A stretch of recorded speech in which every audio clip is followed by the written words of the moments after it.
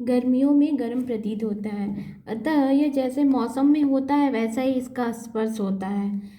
तो यह वायु हम कह सकते हैं कि अनुष्णा शीत है, मतलब कि कभी उष्ण है तो कभी शीत है।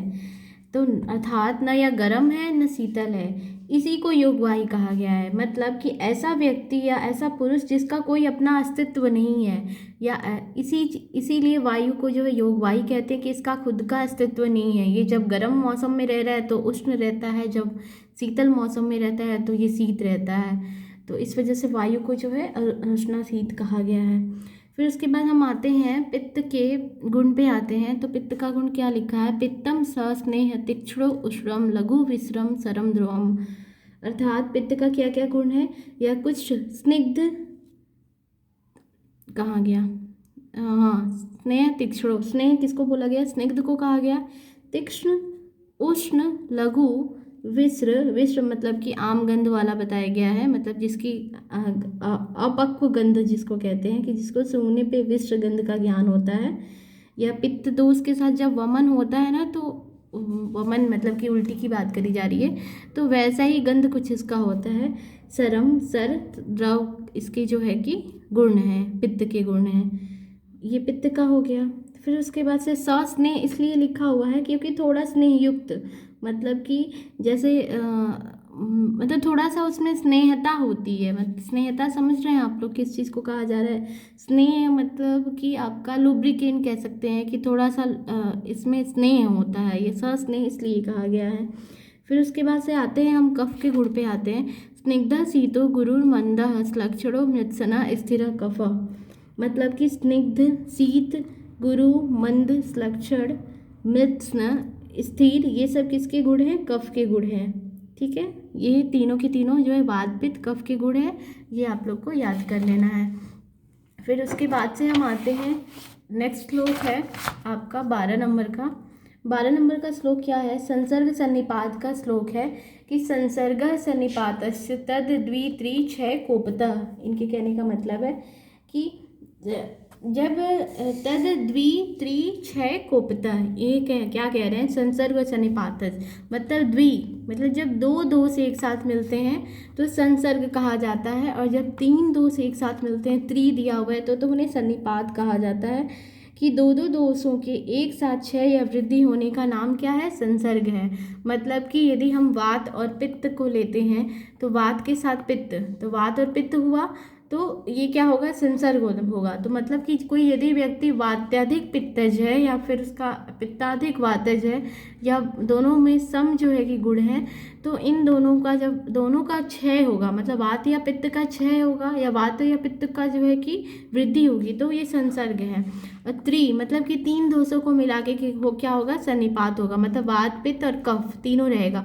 तो उसमें क्या होता है कि उस व्यक्ति में किसी का वात जो है वात्याधिक होता है, पित्त और कफ सम रहता है, या किसी में क्या होता है कि पित्त जो है कि अधिक होता है, वात और कफ सम होता है, या किसी में वात और पित्त अधिक होता है, कफ सम रहता है। ऐसे ऐसे करके आपका संसर्ग और सन्निपात जो है कि भेद से आपको, इसके बारे में हम 12वें अध्याय में पढ़ेंगे, जिसमें दोष भेदी अध्याय है। और यही एक ऐसा टिप्पणी या ऐसा टॉपिक भी है जिसपे कि संभाषा परिषद भी हुई है, कुछ विद्वानों ने संभाषा परिषद किया हुआ है। तो ये आपके अभी इसमें बीएमएस में तो ऐसा कोई क्वेश्चन नहीं आता कि संभाषा परिषद कब हुआ है कब नहीं आया, ये सब पीजी का क्वेश्चन है। फिर उसके बाद से हम आते हैं 13वें श्लोक पे। 13 श्लोक आपका जो है कि धातु का श्लोक है, कि धातु हमारे शरीर में कितने प्रकार की होती हैं और उनके बारे में बताया गया है। तो सप्त धातुएं, रसाश्रृंग मांस मेदो अस्थि मज्ज शुक्राणि धातव सप्त दुष्या मला मूत्रस्कृत स्वेदादयो अपि च। तो यहाँ पे क्या सप्त धातुओं के बारे में और 3 मल के बारे में बताया जा रहा है। 7 धातुएं आपकी क्या है? रस, अश्रिग, अश्रिग यहाँ पे देखिए, यहाँ शब्द में छिपा हुआ है अश्रिग। अश्रिग किसको कहते हैं? रक्त का पर्याय है ये अश्रिग। रसास अश्रिग, अश्रिग मांस, इसमें देखिए मांस छिपा हुआ है, मांस, मेद, अस्थि, मज्जा, शुक्र, ये जो है कि आपके 7 धातुएं हैं। और 7 धातुओं की उत्पत्ति एक दूसरे के साथ होती है, मतलब रस से रक्त की, रक्त से मांस से, मांस से मेद की, मेद से अस्थि की, अस्थि की मज्जा से, मज्जा की अस्थि से, और शुक्र की मज्जा से। ऐसे जो है कि आपकी धातुओं का निर्माण होता है। ये 7 धातुएं हैं।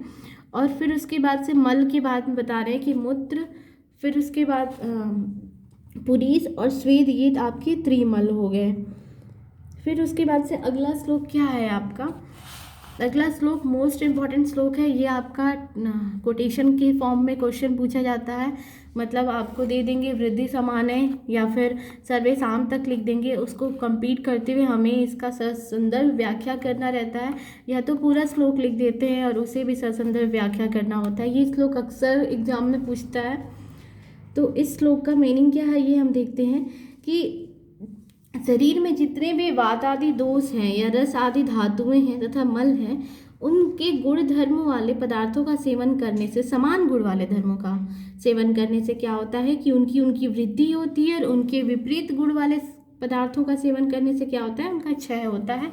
अब इसका देखते हैं मीनिंग कैसे दिया है। वृद्धि समान है सर्वेषां विपरीत है विपर्यय, मतलब कि समान है, मतलब समान गुण का हम लोग यदि सेवन करते हैं तो वृद्धि होती है, और विपरीत है विपर्यय, यदि हम विपरीत गुण का करते हैं तो उनके विपरीत जो है उनका क्षय होता है। ऐसा ये श्लोक कहता है। ये श्लोक आप कह सकते हैं कि गागर में सागर का काम कर रहा है, क्योंकि हम यदि वात पित्त कफ और सप्त धातुओं और मलों को लेके चलें तो पूरा आयुर्वेद इस पे बेस्ड है, क्योंकि कहते हैं ना दोष धातु मल मूलम ही शरीरम, मतलब आपका दोष धातु और मल ही तो आपके शरीर का मूल है, और हम क्या पढ़ रहे हैं, शरीर के बारे में ही तो पढ़ रहे हैं। तो इस पे लिखना चले तो बहुत सारा लिखा जा सकता है, लेकिन अब आप लोग को समझना है कि आप कैसे लिखेंगे इसको। तो ये इस श्लोक का मीनिंग सिर्फ इतना है कि आपके जो दोष धातु और मल हैं, इनका जो है कि गुण, उनके समान गुणधर्म वाले पदार्थों का सेवन करेंगे तो उनकी वृद्धि होगी, यदि इनके विपरीत गुणधर्म वाले पदार्थों का सेवन करेंगे तो उनका क्षय होगा। अब इसको हम एक उदाहरण से समझते हैं कि इनके कहने का मतलब क्या है। कि जैसे मान लीजिए यदि कोई वातज व्यक्ति है, मतलब कोई ऐसा व्यक्ति है जिसकी प्रकृति वातज है, वो तो वातज का गुण क्या होता है आपका, रुक्ष होता है, लघु है, अभी हमने ऊपर पढ़ा रुक्ष लघु शीत खर सूक्ष्म, ये सब क्या है, वात के गुण हैं। और हमने ये भी पढ़ा है कि आहार में मतलब हम व्यायाम करते हैं या ज़्यादा चलते हैं तो इससे हमारे वात की वृद्धि होती है। तो यदि कोई वातज व्यक्ति है, हम उसको रुक्ष खाना खाने के लिए या शीत भोजन देते हैं या लघु भोजन देते हैं उसको करने के लिए, तो उसका क्या होगा, उसके वात में और वृद्धि होगी। ये तो वो तो ऑलरेडी वातज है, और उसको हम यदि खाना भी रुक्ष देते हैं तो उसके वात में क्या होगी, वृद्धि होगी। मतलब उसको हम व्यायाम भी कराते हैं, उसको कहते हैं तुम डेली वॉक भी करो, व्यायाम भी करो, प्राणायाम करो, इससे क्या होता है, इन सबसे वात की वृद्धि होती है। तो उस मनुष्य की वात की वृद्धि होगी, मतलब उसके हम समान गुण धर्म में उसके हम क्या कर रहे हैं, वृद्धि कर रहे हैं। गुण की बात करी तो मतलब रुक्ष भोजन दे रहे हैं, धर्म की बात करी मतलब कि हम उसको व्यायाम करा रहे हैं। फिर यदि अब उसके अपोजिट जस्ट हम जाते हैं कि विपरीते विपर्यय, मतलब कि विपरीत जब देते हैं उनको उनके गुण धर्मों के अकॉर्डिंग तो उनका क्षय होता है। अर्थात यदि कोई वातज व्यक्ति है तो वात के विपरीत क्या होता है, कफ होता है। आप लोग क्रिया शरीर में पढ़े होंगे, नहीं पढ़े तो ये भी जान लीजिए कि जो आपके वात जितने भी वातज गुण हैं उनके जस्ट अपोजिट जो है, जस्ट विपरीत आपका कफ का गुण होता है। मतलब कि यदि वात वृद्धि हुई है तो उसका समन करने के लिए हमको कफ गुण के भोजन या आहार विहार उनको कराना चाहिए।